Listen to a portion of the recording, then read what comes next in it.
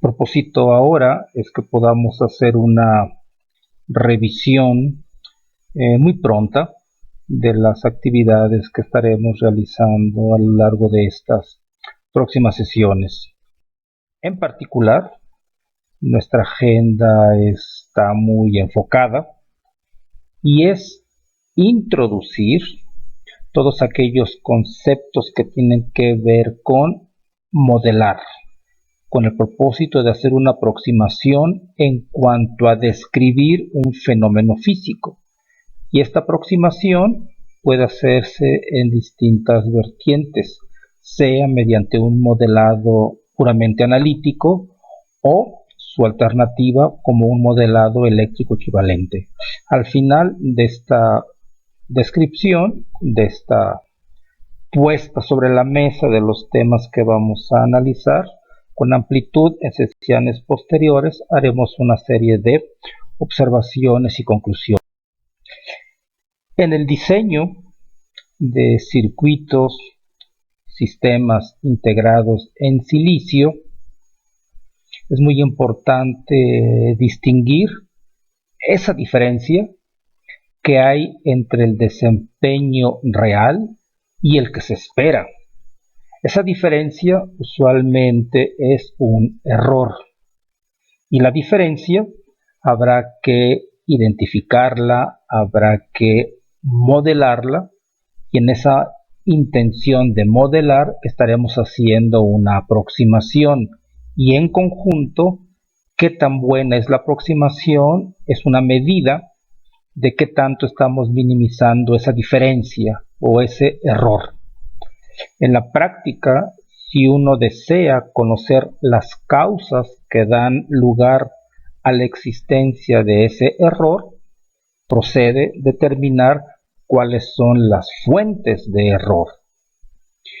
Y una vez que se identifican, es muy importante comentar que cada una de estas fuentes de error define por sí misma un campo de aplicación, porque identificar fuentes de error conlleva a que podamos identificar la causa de las no idealidades de ese circuito, sistema o dispositivo que estamos interesados en analizar, diseñar o modelar. En la figura estamos viendo un conjunto de valores experimentales puestos en una representación en función de la frecuencia, y si nosotros sabemos qué tipo de fenómeno estamos analizando, pudiéramos identificar regiones o zonas en las que el desempeño no es el esperado. Es decir, es un ejemplo en el que podemos identificar aquello que se aleja de la respuesta ideal. Determinar las causas de este conjunto de no idealidades en la práctica nos lleva a desarrollar teorías.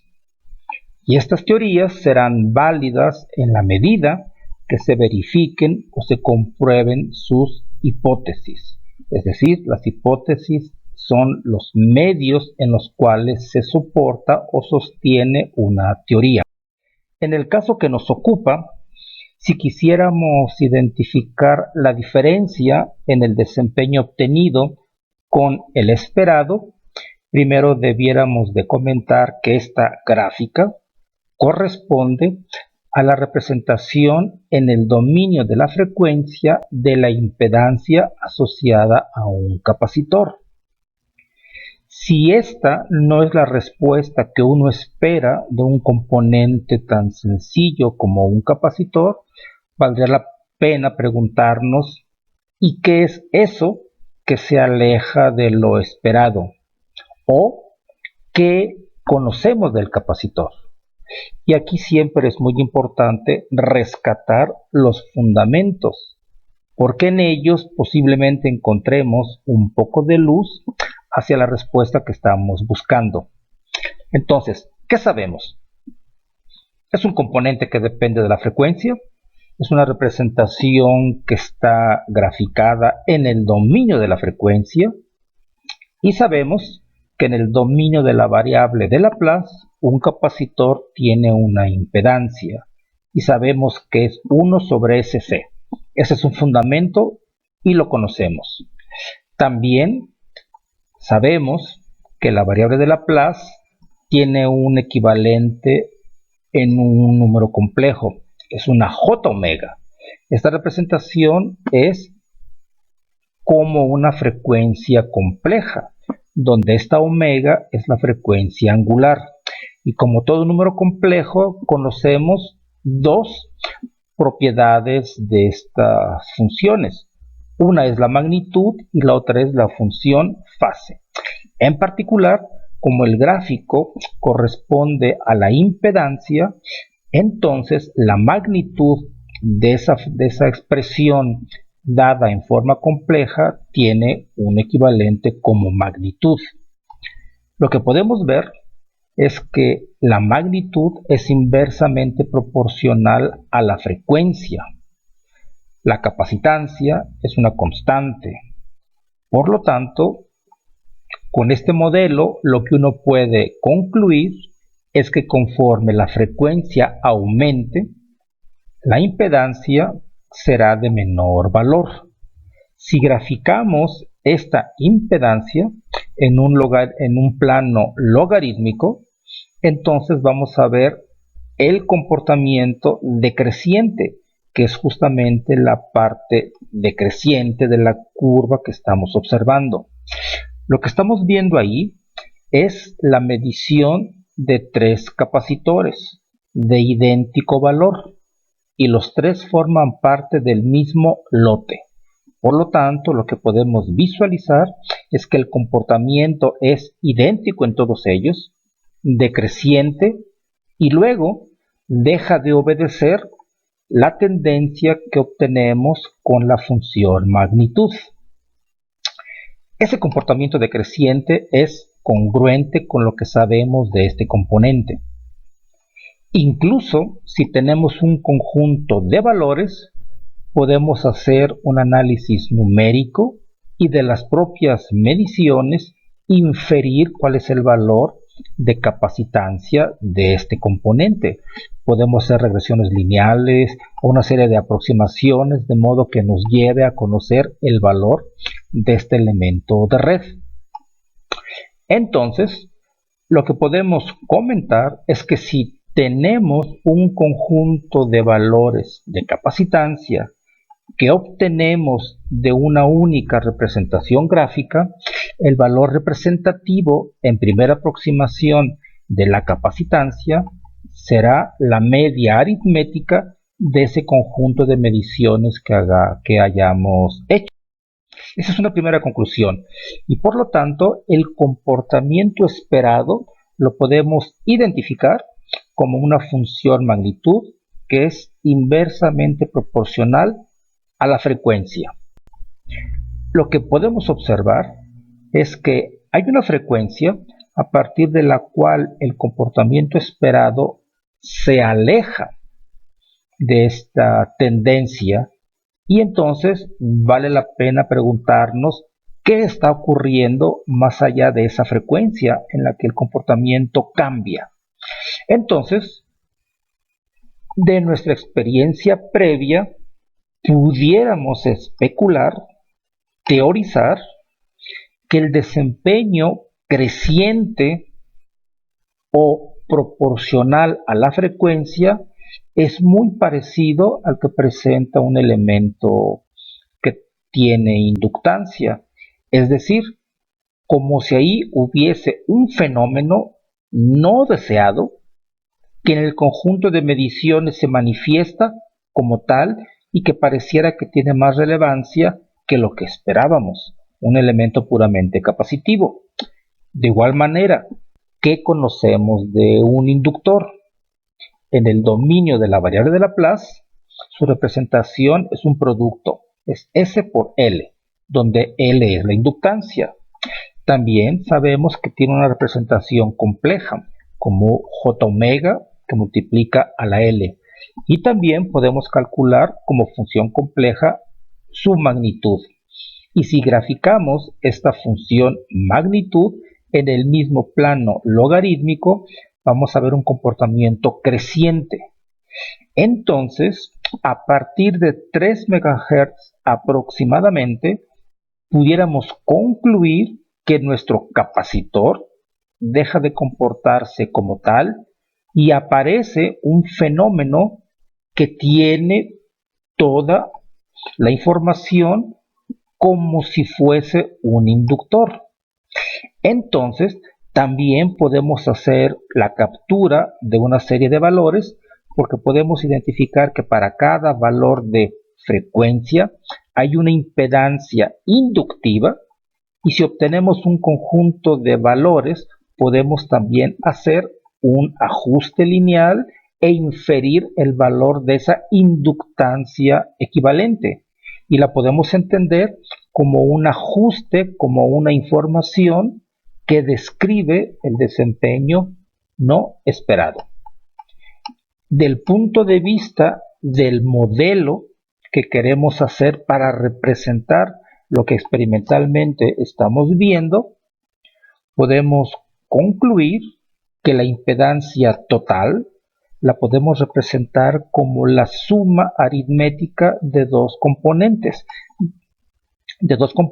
que tienen característica lineal, en el que uno es completamente independiente del otro, no están correlacionados y la impedancia total es la suma de la impedancia capacitiva más un fenómeno que parece una impedancia netamente inductiva. De la información del análisis podemos proponer un modelo que represente este fenómeno y para lo cual con análisis numérico podemos determinar cuál es el valor representativo de la capacitancia y de la inductancia. Y esta es una representación puramente analítica en el dominio de la variable de Laplace del desempeño experimental. Lo otro que es muy importante es no solamente haber identificado los distintos comportamientos, sino intentar explicar quién es responsable de este fenómeno no deseado. Y podemos concluir que si el fenómeno es inductivo, el efecto tiene que ser debido a las terminales metálicas del capacitor. O lo que es lo mismo, hay una frecuencia particular en la cual las no idealidades de las terminales conductoras tienen presencia y se manifiestan como un fenómeno netamente inductivo.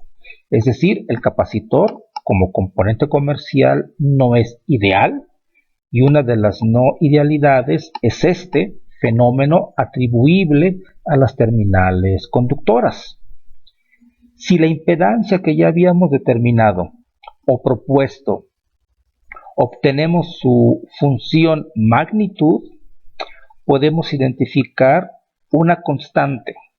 Esa constante depende de los valores ya conocidos, de capacitancia y de inductancia. Analizando la función magnitud, podemos ver que este producto tiene unidades de frecuencia, pero de unidades de frecuencia al cuadrado. Por lo tanto, la omega sub 0, vista como la raíz cuadrada del recíproco del producto CL, es lo que se denomina la autorresonancia. Y justamente esa frecuencia es donde el capacitor deja de ser un componente netamente capacitivo y a partir de ahí se manifiesta el desempeño inductivo. Pero justo en la frecuencia de autorresonancia, ambos efectos se cancelan, o ambas propiedades, capacitiva e inductiva. Por lo tanto, podemos decir que en esa frecuencia la impedancia es resistiva y para el gráfico que estamos observando, la resistencia equivalente en la resonancia es poco menos de 1 ohm.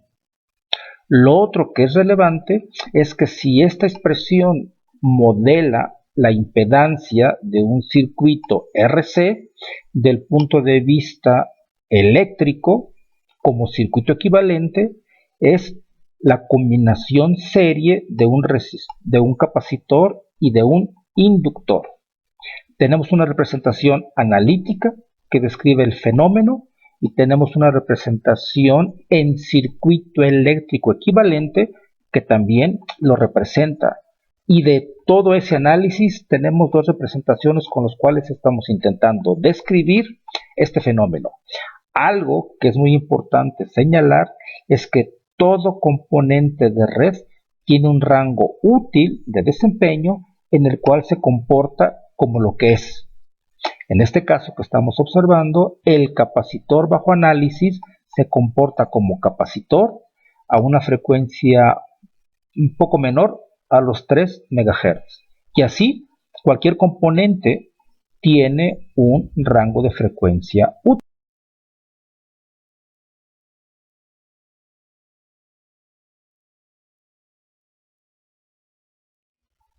Algo más que debemos señalar es que así como los capacitores son elementos útiles para desarrollar sistemas y en muchas ocasiones deseamos y demandamos ciertos valores particulares para satisfacer especificaciones, también debemos de resaltar que el capacitor no siempre es un componente deseado. En el diseño mismo de los sistemas, y más cuando lo hacemos en PCB, en proto o en tecnologías de silicio, hay capacitores que son elementos parásitos y que afectan el desempeño del sistema o circuito que estamos integrando.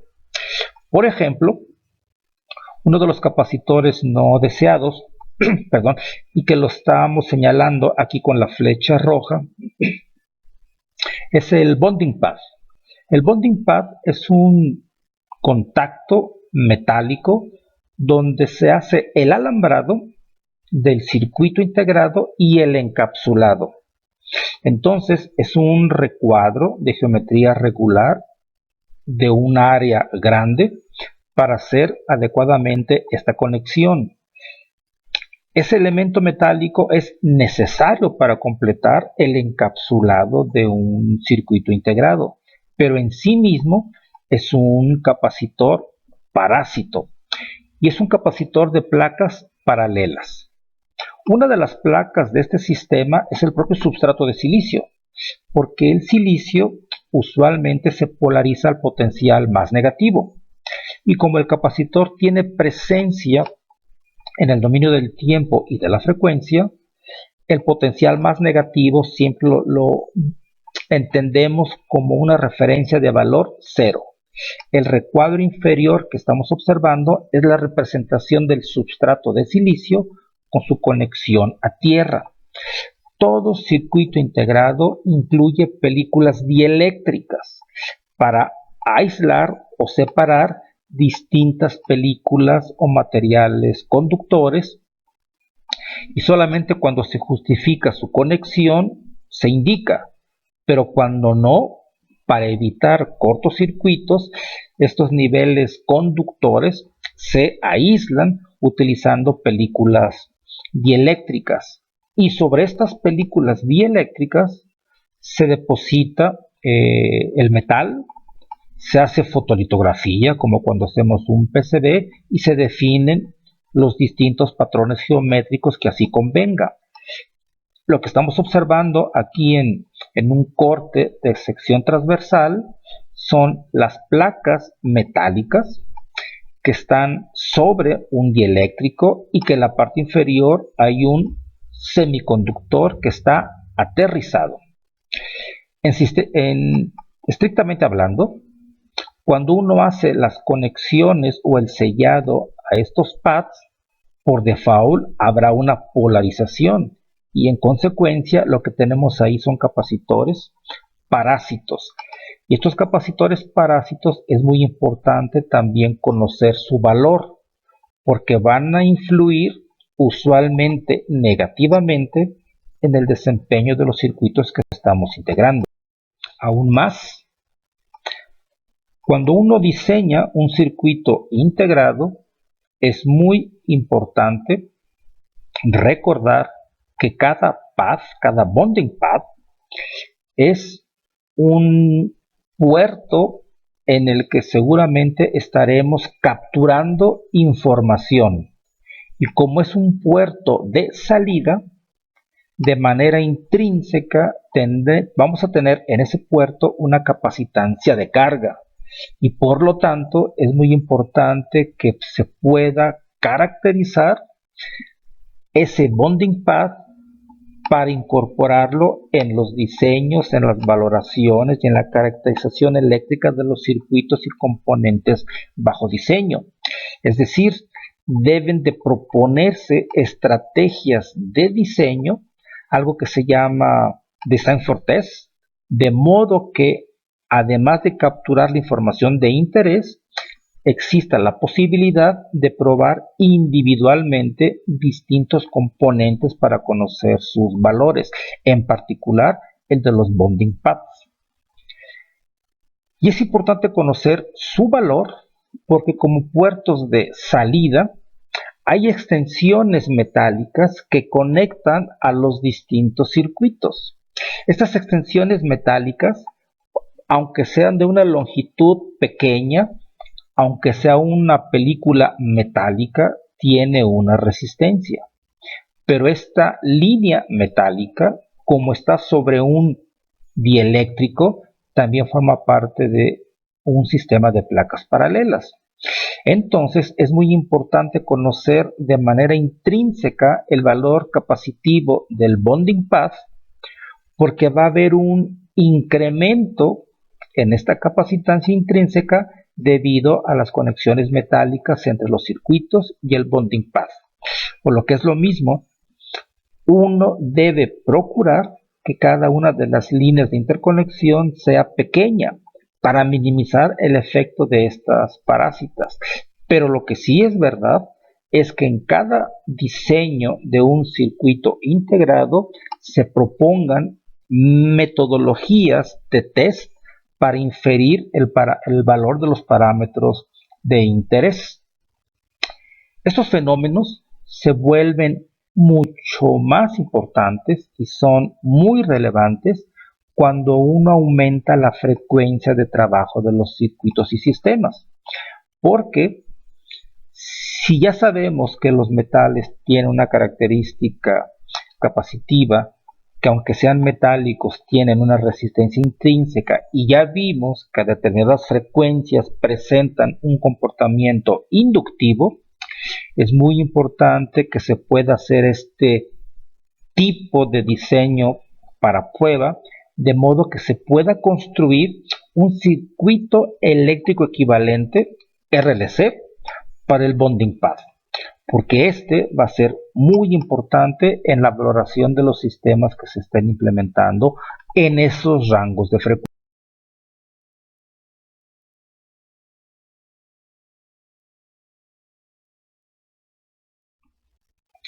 De hecho, también es importante resaltar que cuando se hacen mediciones eléctricas de un circuito o incluso de un dispositivo simple de alta frecuencia, los equipos para caracterizar y la instrumentación que se usa para hacer estas tareas no incorpora corrientes y voltajes, sino se utiliza el concepto de potencia de la señal.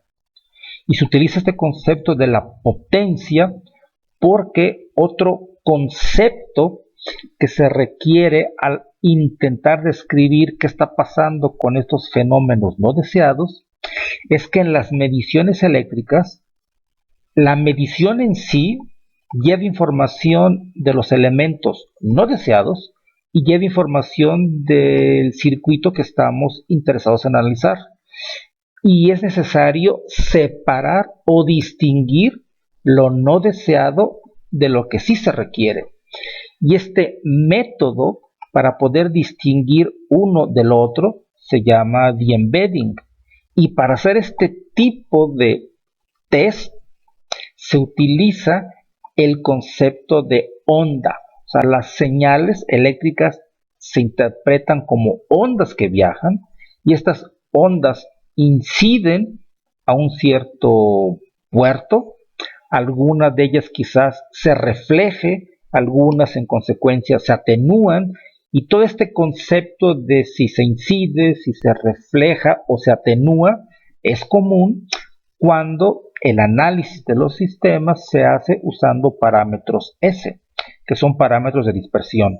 Entonces aquí el concepto de onda es muy importante porque justamente es el fenómeno, el scattering de las ondas, el que se usa como elemento de trabajo y de inferencia de información. Y con esta separación de lo deseado y de lo no deseado, es como se puede distinguir si el circuito que uno está interesado en analizar está bien comportado y cómo es que el circuito de las partes no deseadas lo afecta. Pero como ya identificamos las distintas partes, entonces uno puede reproducir la medición experimental a partir de un circuito eléctrico equivalente.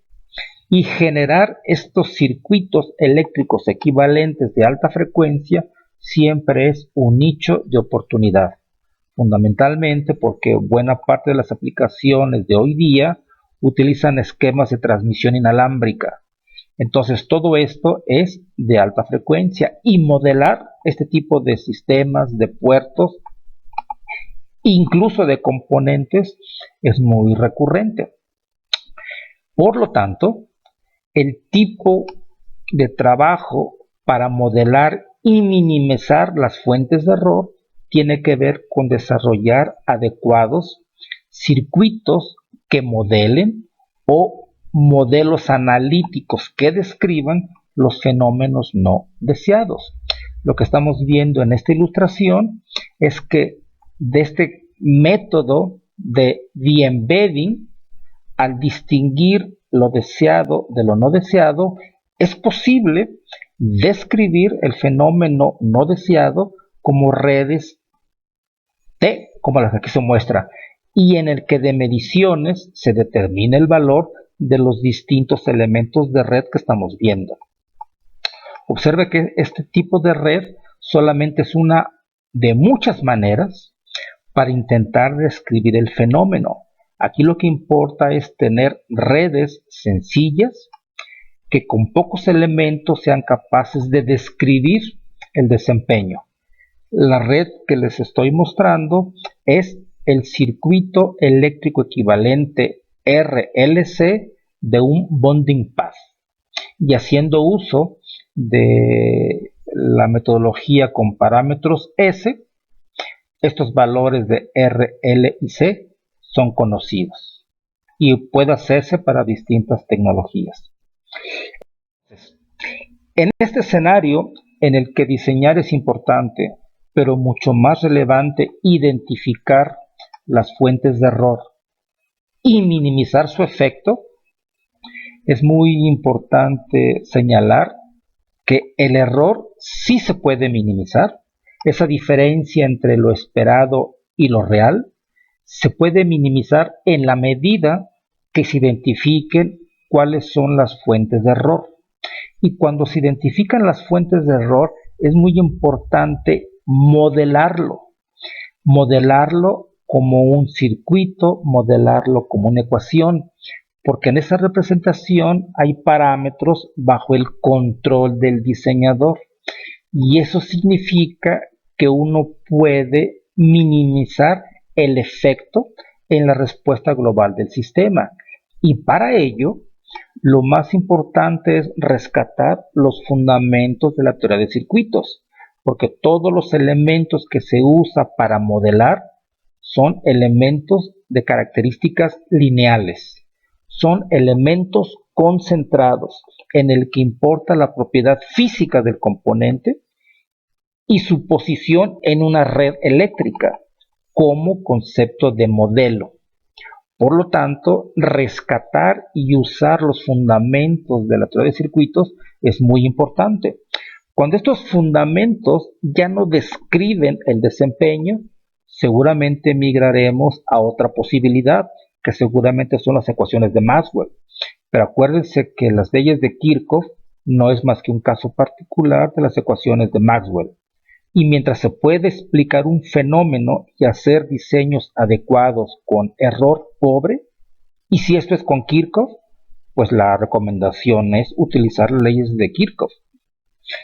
Aún más, ya que tenemos la representación analítica o eléctrica, no debe olvidarse que también es viable esto desde el concepto de elemento concentrado.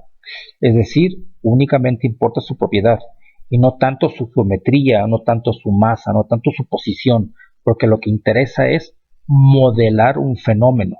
Físicamente el modelo no existe, es una abstracción. Existe en nuestra imaginación como un elemento que nos ayuda a describir, pero cómo se describió, cómo se construyó, eso lo hacemos desde el uso de los fundamentos de las teorías de circuitos y algunos principios físicos de las propias redes. Y muy importante, todos los métodos numéricos que se utilizan para determinar los valores de estos elementos que forman parte de la red eléctrica equivalente tiene significado físico. Todos los métodos numéricos tienen significado físico. Si hacen convolución, si hacen álgebra matricial, si usan números complejos, si usan principios de superposición, todos estos recursos matemáticos, llámese regresión lineal, llámese desviación estándar, llámese valor promedio, todo ello tiene un significado físico y todo ello es relevante para poder entender de mejor manera ese fenómeno. Porque acuérdense que la diferencia es lo que estamos estudiando. ¿Quiénes son responsables de provocar una diferencia entre lo que se espera y lo que se obtuvo? Y el trabajo del diseñador es minimizar el efecto no deseado en el desempeño global. Por lo tanto, el propósito de las siguientes sesiones será hacer uso de todos estos elementos y apropiarnos de ese conocimiento para poder estar en una condición en la que digamos que podemos diseñar y sabemos cómo hacerlo.